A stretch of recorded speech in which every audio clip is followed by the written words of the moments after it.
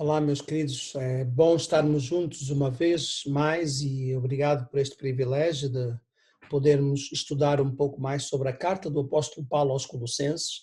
Eu sou o Fernando Silva, pastor da Igreja Batista de Vila Real e vou estar a dirigir nos próximos tempos a continuação deste estudo da carta a Colossenses. E hoje nós vamos estar então a aprender e a meditar sobre o primeiro capítulo, pelo menos hoje, os primeiros 14 versículos de Colossenses, capítulo 1.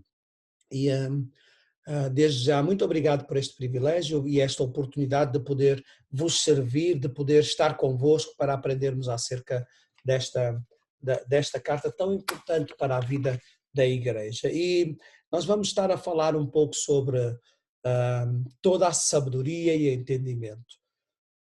Vamos nos basear então no primeiro capítulo, como eu tinha falado, nestes primeiros 14 versículos, que eu vos desafio então a podermos, se tu tens aí a tua Bíblia, podes abrir e acompanhar esta leitura. Se tu não tens, também não há problema nenhum, porque eu pus aqui os versículos para nós podermos ler, que é uma forma de estarmos todos a ler o mesmo texto, os mesmos versículos, visto que hoje existem diferentes traduções e então, para não haver complicação, nós teremos aqui também os versículos. E diz assim a palavra do nosso Senhor Jesus Cristo, através do seu servo, o apóstolo Paulo, na carta aos Colossenses.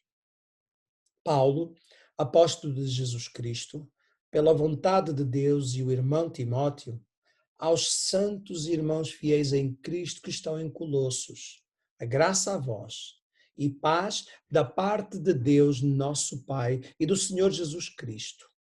Graças damos a Deus, Pai de nosso Senhor Jesus Cristo, orando sempre por vós, porquanto ouvimos da vossa fé em Cristo Jesus e do amor que tendes para com todos os santos, por causa da esperança que vos está reservada nos céus, da qual já antes ouvistes pela palavra da verdade do Evangelho, que já chegou a vós, como também está em todo o mundo, e já vai frutificando, como também entre vós, desde o dia em que ouvistes e conhecestes a graça de Deus em verdade, como aprendestes de Epáfras, nosso amado conservo, que para vós é um fiel ministro de Cristo, o qual nos declarou também o vosso amor no Espírito.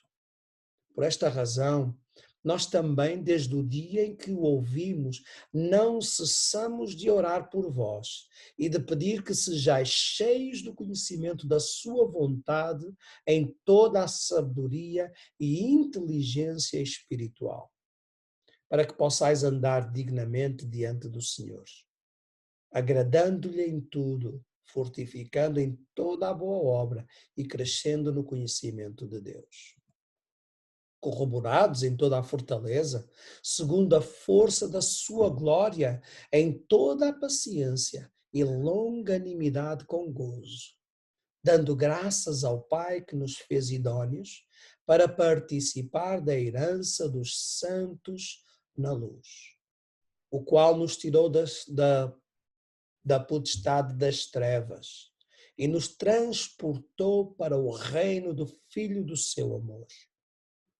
em quem temos a redenção pelo seu sangue, a saber, a remissão dos pecados. Paulo, então, dentro deste tema da sabedoria e entendimento, o apóstolo Paulo ele escreve esta carta à igreja em Colossos e desafia os cristãos a ficarem fortes contra falsos ensinamentos. A carta do apóstolo Paulo em Colossenses nos vai ajudar a entender um pouco mais sobre o Cristo, sobre os seus ensinamentos, quem Jesus Cristo é, porque naquela época, e à semelhança dos dias de hoje, existe uma tentativa de enganar os fiéis e enganar os cristãos que não estão tão bem firmados nas Escrituras e enganando-os com falsas doutrinas, falsas ideologias, e como nós podemos ler aqui embaixo, com filosofia vãs e sutilezas de homens. Ou seja, há tentativa, como nos dias de hoje, de afirmar que Jesus Cristo, por exemplo, não é Deus. que Jesus Cristo não faz parte da Trindade de Deus, que Jesus Cristo, no máximo, era um profeta menor. Outra, que Jesus Cristo não é Salvador, que no máximo na cruz, Jesus expiou os seus próprios pecados. E Paulo então vai nos ensinar. E aqui, neste livro, nesta carta, Paulo declara que Cristo é o Criador, Cristo é cabeça, ou seja, a cabeça da igreja, e nós vamos ver isto mais no próximo vídeo. E também Cristo é o Salvador de toda a humanidade.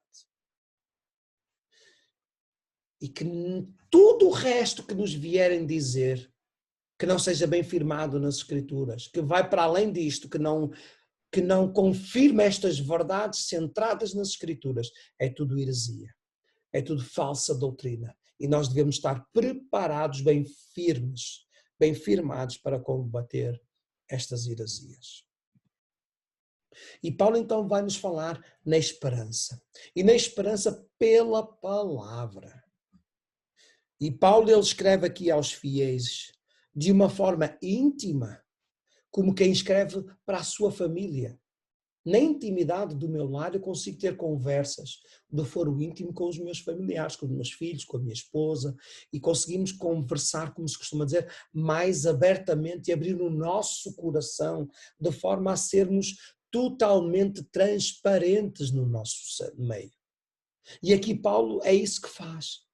Ele é totalmente transparente com o povo em Colossos, com a igreja em Colossos, aliás, como ele sempre foi transparente com todas as pessoas, porque a sua vontade era partilhar a esperança que a palavra de Deus dá a todos os homens.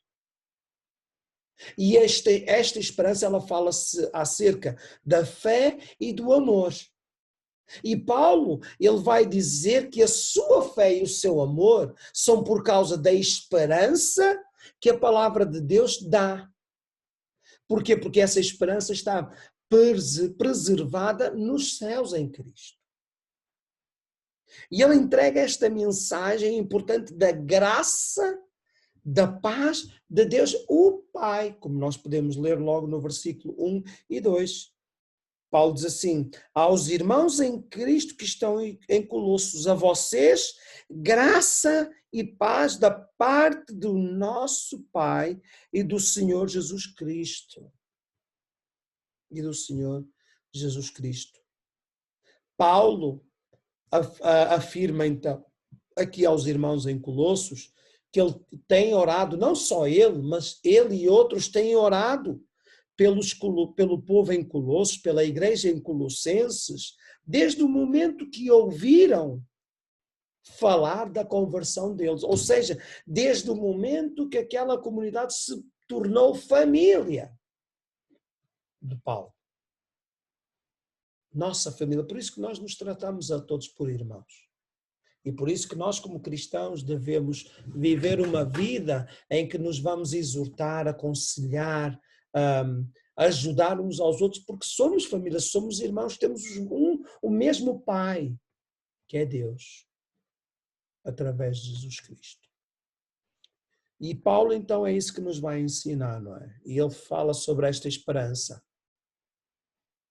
O Evangelho, ele nos ensina sobre a esperança celestial e a resposta natural da nossa parte para esta esperança celestial é fé e amor. Fé e amor. Como cristãos, nós devemos viver uma vida de fé nesta palavra, mas de amor uns para com os outros. Jesus já dizia, não é? Meu mandamento é este, que vos ameis uns aos outros assim como eu vos amei. E Romanos capítulo 10, versículo 17 diz lá: consequentemente, a fé vem por se ouvir a mensagem, ou a palavra, e a mensagem é ouvida mediante a palavra de Cristo. Mediante a palavra de Cristo. Gálatas capítulo 5, versículo 6 diz: porque em Cristo, Jesus nem circuncisão, nem incircuncisão tem efeito algum, mas sim a fé que atua pelo amor. 1 João, capítulo 4, versículo 9 a 11, diz assim: foi assim que Deus manifestou o seu amor entre nós. Enviou o seu Filho unigênito ao mundo para que pudéssemos viver por meio dele. Nisto consiste o amor. Não em que nós tenhamos amado a Deus, mas em que ele nos amou primeiro e enviou o seu Filho como propiciação pelos nossos pecados. Amados, visto que Deus assim nos amou, nós também devemos amar uns aos outros. Quando Epáfras ensinou o Evangelho em Colossos, esses irmãos ouviram e entenderam a graça de Deus. Versículos 6 e 9 a 8. A graça de Deus não é uma misteriosa bênção reservada para poucas pessoas escolhidas. Não. Ela é revelada no Evangelho para todos que ouvem e obedecem. Ou seja, não é só para alguns, não é só para uma determinada faixa etária, não é só para uma determinada gama social ou para um tipo de pessoas, não é para ricos, não é para letrados. Esta palavra, esta graça, este amor, esta misericórdia, é para todos que ouvem, mas também que obedecem à palavra. Vejam o que é que diz lá em Atos dos Apóstolos, capítulo 20, versículo 32. Agora, eu os entrego a Deus e à palavra da sua graça, que pode edificá-los e dar-lhes herança entre todos os que são santificados. E em Romanos diz assim também Paulo: pois não me envergonho do Evangelho, porque é o poder de Deus para a salvação de todo aquele que crê. Primeiro quem? Judeu e também o grego. Ou seja, para todos os que entendem, para todos os que aceitam, para todos os que creem, é que vem esta salvação. E esta é a esperança da palavra de Deus, porque a palavra é Cristo. Cristo é a palavra, não é? E nós precisamos de entender isso. Vejam Tito, capítulo 2, versículo 11 a 14, diz assim: pois Deus revelou a sua graça para dar a salvação a todos. Essa graça nos ensina a abandonarmos a descrença e as paixões mundanas e a vivermos neste mundo uma vida prudente, correta e dedicada a Deus, enquanto ficamos à espera do dia feliz em que aparecerá a glória do nosso grande Deus e Salvador, Jesus Cristo. Vejam, a glória do nosso grande Deus e Salvador, Jesus Cristo. Foi quem se deu a si mesmo por nós, a fim de nos livrar de toda a maldade e nos purificar, fazendo de nós um povo que pertence somente a Ele e que se dedica a fazer o bem.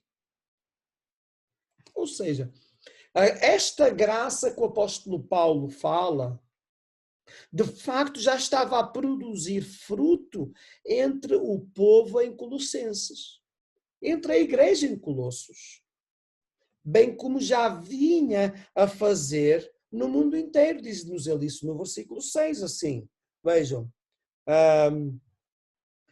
esta verdade do Evangelho que chegou até vocês por todo o mundo, este Evangelho vai frutificando e crescendo. E crescendo. E nós precisamos de entender então esta esperança. Esta não é uma esperança qualquer, é uma esperança que é dada através de Jesus Cristo para todos nós. Mas para isso nós só precisamos de aceitar Jesus. E entender como viver para Jesus. De forma a sermos abraçados, abençoados por esta esperança. Por esta graça. Como eu disse, ela é revelada no Evangelho para todos os que ouvem e obedecem. E o Evangelho nos revela Jesus Cristo. O Evangelho nos revela Jesus Cristo. Vejam o que é que diz nos Efésios, lá no capítulo 4.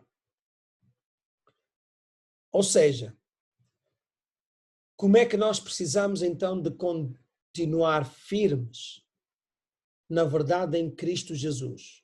A partir do momento que nós entendemos esta esperança, entendemos que Jesus Cristo é a nossa esperança, que Jesus Cristo nos foi revelado, nos deu a salvação, nos deu a esperança, nos deu a fé, nos deu o amor, nós então precisamos de ficar firmes nesta verdade de Cristo e não nos desviarmos dela. E não nos desviarmos também de Cristo. Como é que eu faço isso? Então Paulo vai falar da oração pela sabedoria. Da oração pela sabedoria. Paulo orava por estes irmãos, porque embora estes irmãos em Colossos estivessem a produzir frutos, ou seja, estivessem de alguma forma a viver este evangelho, esta esperança, Paulo sabia que no meio deles corriam o risco de serem induzidos a abandonar a verdade. No capítulo 2 nós vemos isso e para a semana vamos tratar disso. E como santos de Deus, precisavam não apenas receber o Evangelho como eles receberam em verdade, mas também precisavam de ficar firmes nesta verdade de Cristo e não se desviar dela. Ou seja, nós como cristãos precisamos de entender, não basta aceitar a Cristo. Não basta aceitar este Evangelho. Nós precisamos também ficar firmes nesta verdade e não nos desviarmos dela. Ou seja, não abandonar esta fé como muitos têm feito nos dias de hoje. E porquê? Porque acabam por se deixar induzir em erro. Porque não têm conhecimento, não têm sabedoria na palavra de Deus, acabam por aceitar tudo o que é dito acerca de Jesus. E isso faz com que, em momentos, se desviem da verdade. Por isso que hoje há muitos que seguem uma religião e não seguem a Cristo. Há muitos que hoje seguem homens e não seguem a Cristo. E depois ouvem a falar tão bonito, tão belo, e dizem às vezes asneiras tão grossas que não entendem que a palavra de Deus não corrobora. Queres um exemplo? Eu dou-te um exemplo. Por aí, as testemunhas de Jeová, por exemplo, afirmam que Jesus Cristo não é Deus. E dizem que Jesus não salva.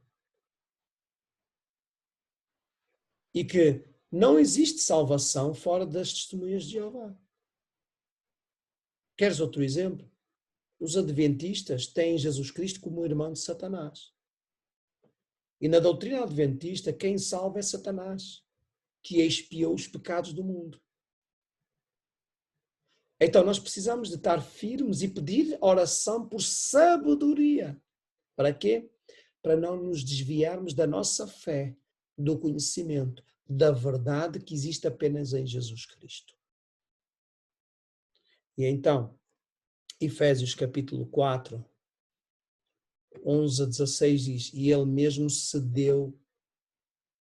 deu uns para apóstolos, e outros para profetas, e outros para evangelistas, e outros para pastores e doutores, querendo o aperfeiçoamento dos santos para a obra do ministério e para edificação do corpo de Cristo, até que todos cheguemos à unidade da fé e ao conhecimento do Filho de Deus, a homem perfeito, à medida da estatura completa de Cristo, para que não sejamos mais meninos inconstantes, levados em roda por todo o vento de doutrina pelo engano dos homens, que com astúcia enganam fraudulosamente.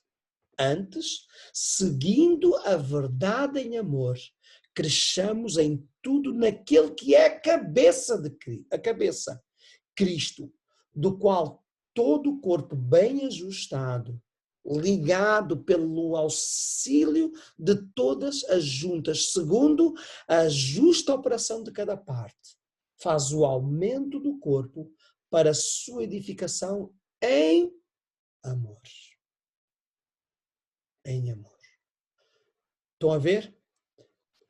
Paulo nos ensina aqui em Efésios o que ele quer, até que todos cheguemos à unidade da fé, ao conhecimento do Filho de Deus, à medida da estatura completa de Cristo. Para quê?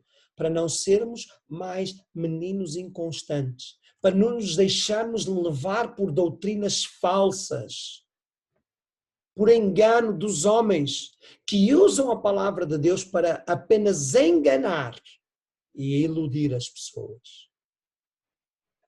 Antes que nós sejamos o quê? Sigamos a verdade em amor para crescermos na nossa fé e em tudo que é aquele de qual é a nossa cabeça, Cristo, e de qual nós somos o corpo, a igreja. Então, nós precisamos de compreender e precisamos pedir a Deus oração pela sabedoria, oração para que Deus nos ajude a entender. Porque vejam, não é só nos dias de hoje que nós temos cristãos que andam de igreja em igreja, de religião em religião, de denominação em denominação. Vejam o que é que o apóstolo Paulo já escrevia em Atos, lá em Gálatas, peço desculpa, no capítulo 1. Maravilho-me de que tão depressa passasseis daquele que vos chamou à graça de Cristo para outro evangelho, o qual não é outro. Mas há alguns que vos inquietam e querem transtornar o evangelho de Cristo. Mas, ainda que nós mesmos, ou um anjo do céu, vos anuncie outro evangelho, além do que já vos tenho anunciado, seja anátema, ou, por outras palavras, seja maldito. Assim como já vos dissemos, agora de novo também vos digo, se alguém vos anunciar outro evangelho, além do que já recebestes, seja anátema. Nós não precisamos de outro evangelho. Nós não precisamos que venham com outras cartas. Por exemplo, os adventistas dizem lá, não é? Não, desculpem, os mormons, eles dizem lá um outro evangelho de Jesus Cristo, escrito por exemplo, por Joseph Smith. E a Bíblia ela é muito clara quando nos ensina que nós não precisamos de outro evangelho. A palavra de Deus, a Bíblia, toda ela nos foi revelada a nós como cristãos. Nós não precisamos de outras filosofias, de outras doutrinas. Nós temos a revelação completa por parte dos profetas, por parte dos apóstolos, de Cristo, dos apóstolos, à igreja. Que é a sua palavra que foi inspirada pelo Espírito Santo, inspirando homens de gerações diferentes a escreverem este livro que hoje nos ensina quem é Jesus Cristo. Nós não precisamos de outro. Por isso que lá em Judas diz assim, ficar firme e não nos desviarmos de Cristo, diz assim, amados, procurando eu escrever-vos com toda a diligência acerca da salvação comum, tive por necessidade de escrever-vos e exortar-vos a batalhar pela fé que uma vez foi dada aos santos. Ou seja, meus queridos, a fé, ela nos foi dada através da palavra de Deus. A fé já nos foi entregue através de Jesus Cristo. Nos foi revelada através da sua palavra que chegou até nós ao longo dos séculos. Hoje temos o Espírito Santo que nos ajuda a compreendermos quem Deus é. O Espírito Santo nos revela quem Jesus Cristo é, nos revela quem nós somos. Queres conhecer a Jesus? Aprenda a palavra de Deus, lê a Bíblia, estuda, medita nela. Não percas tempo a ouvir outras filosofias como tem acontecido hoje nas nossas comunidades, muitos irmãos são enganados quando vêm e dizem que a salvação não basta somente Jesus. Jesus e outra coisa qualquer. Precisamos de ser fiéis e combater e batalhar pela fé que uma vez nos foi dada, foi entregue à igreja pelo sacrifício de Jesus Cristo na cruz. E depois Paulo, e já estamos a terminar, Paulo vai então dizer a oração pela sabedoria. E Paulo responde à necessidade deles com oração para que quê? Para que a igreja em Colossos transbordem de conhecimento da vontade de Deus. Nós sabemos que a vontade de Deus foi livremente revelada no Evangelho. Efésios capítulo 3, versículo 3 a 5 diz: como me foi este mistério manifestado pela revelação, como antes um pouco vos escrevi. Por isso, quando ledes, podeis perceber a minha compreensão do mistério de Cristo, o qual noutros séculos não foi manifestado aos filhos dos homens, como agora tem sido revelado pelo Espírito aos seus santos apóstolos e profetas. Então, Paulo, ele ora para que a igreja transborde do conhecimento da vontade de Deus. Porque essa vontade nos foi livremente revelada através do Evangelho, através da Bíblia, através da palavra de Deus. Em segundo lugar, Paulo ora para que transbordem da vontade de Deus, porque é dever do cristão conhecer e viver de acordo com essa vontade, de acordo com o Evangelho, de acordo com a palavra de Deus. 1 de Pedro, capítulo 3, versículo 15 diz: antes, santificai ao Senhor Deus em vossos corações e estais sempre preparados para responder com mansidão e temor a qualquer que vos pedir a razão da esperança que há em vós. Ou seja, nos ensina que nós devemos estar sempre preparados para responder acerca do Evangelho.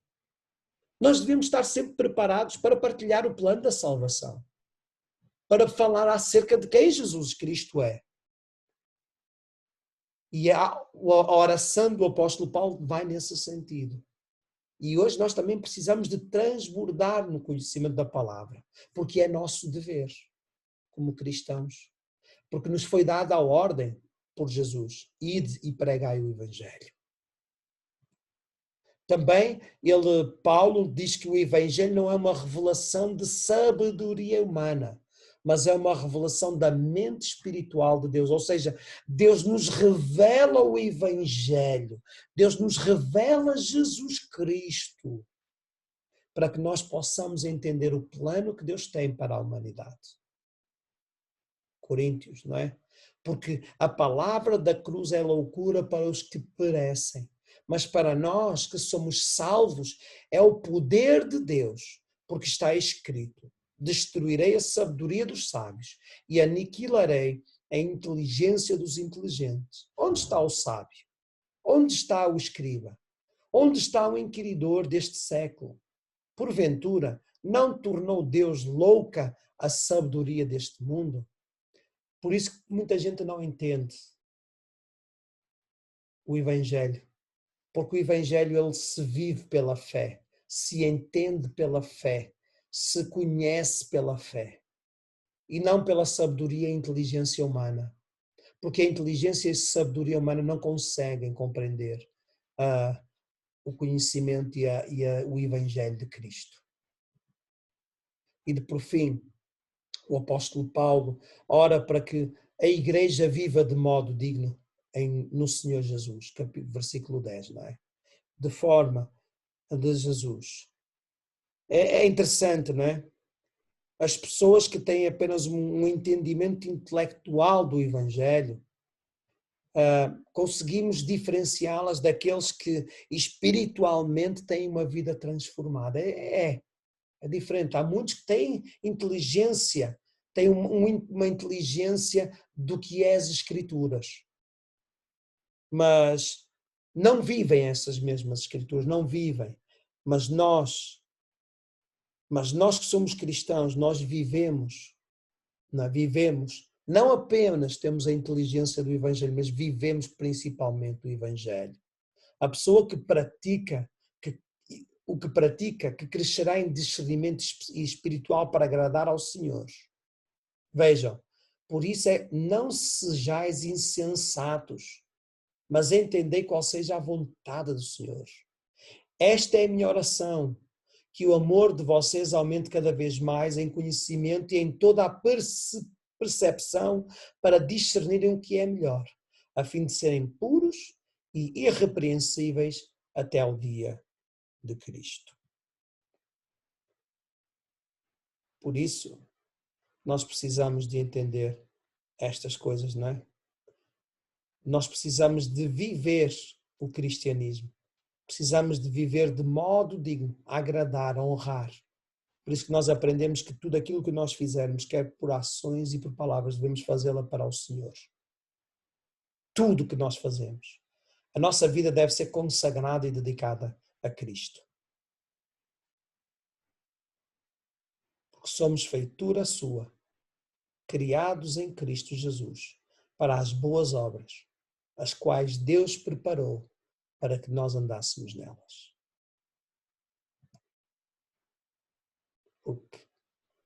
E isso nós precisamos de entender, não é? Então, que de facto nós possamos ser guiados pelo Espírito Santo. Possamos entender quem Cristo é. Não nos deixarmos levar por ideologias, por filosofias, por doutrinas que não estejam firmadas na palavra de Deus. Quando te falarem alguma coisa acerca de Jesus Cristo, que tu vás à Bíblia e comproves se de facto que a Bíblia nos ensina, ela está lá escrito o que as pessoas dizem. Se não é o que a Bíblia diz, então foge dessa doutrina. E vive de modo a agradar a Deus. Muito obrigado por este tempo juntos e que de facto o nosso Senhor Jesus Cristo vos possa abençoar e guardar. Deus conosco. Boa semana para todos.